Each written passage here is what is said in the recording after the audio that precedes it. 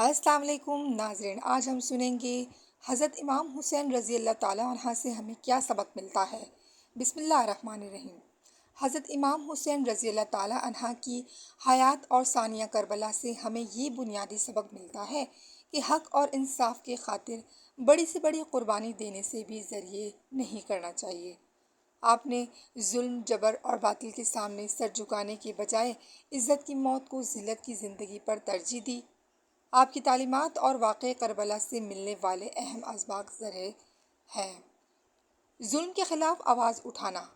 آپ نے یزید جیسے جابر حکمران کے سامنے کلمہ حق اور بلند کیا اور سکھایا کہ کسی بھی ظالم کے آگے خاموش رہنا یا اس کی اطاعت قبول کرنا جائز نہیں۔ اصولوں پر سمجھوتا نہ کرنا۔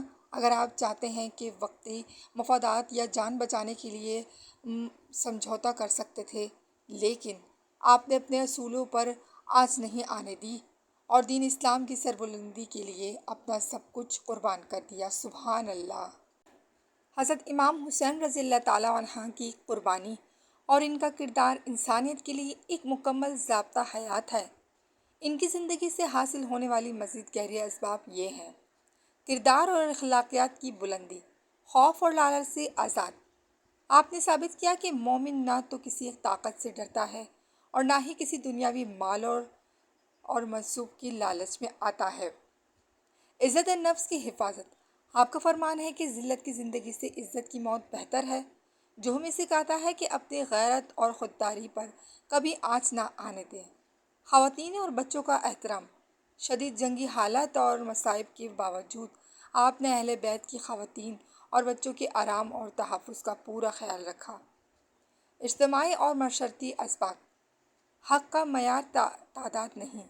کربلا میں باطل کا لشکر ہزاروں میں تھا اور حق کی رابطے صرف 72 تھے، جو یہ سکھاتا ہے کہ حق کا فیصلہ اکثریت سے نہیں بلکہ سچائی سے ہوتا ہے۔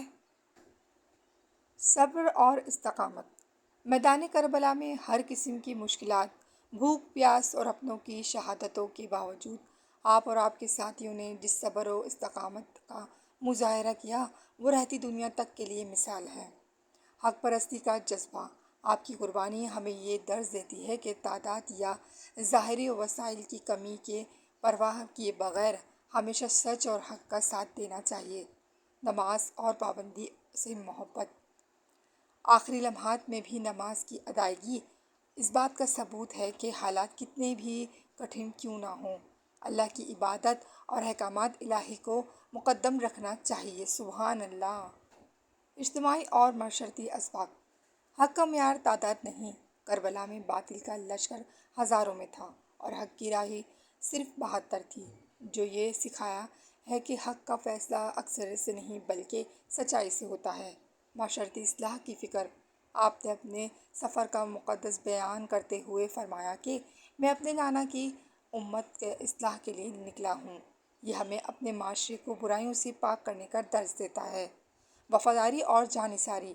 امام عالی مقام کے ساتھیوں اصحاب حسین نے آخری سانس تک اپنے قائد کا ساتھ دے کر وفاداری کی اعلیٰ مثال قائم کی۔ روحانی اور دینی اسباب۔ رضا الہی پر راضی رہنا۔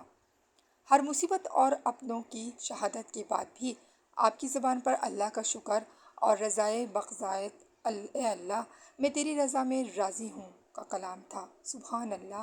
مزید ایسی اسلامک ویڈیو دیکھنے کے لیے ہمارے چینل کو سبسکرائب کیجیے۔ شکریہ۔ اللہ حافظ۔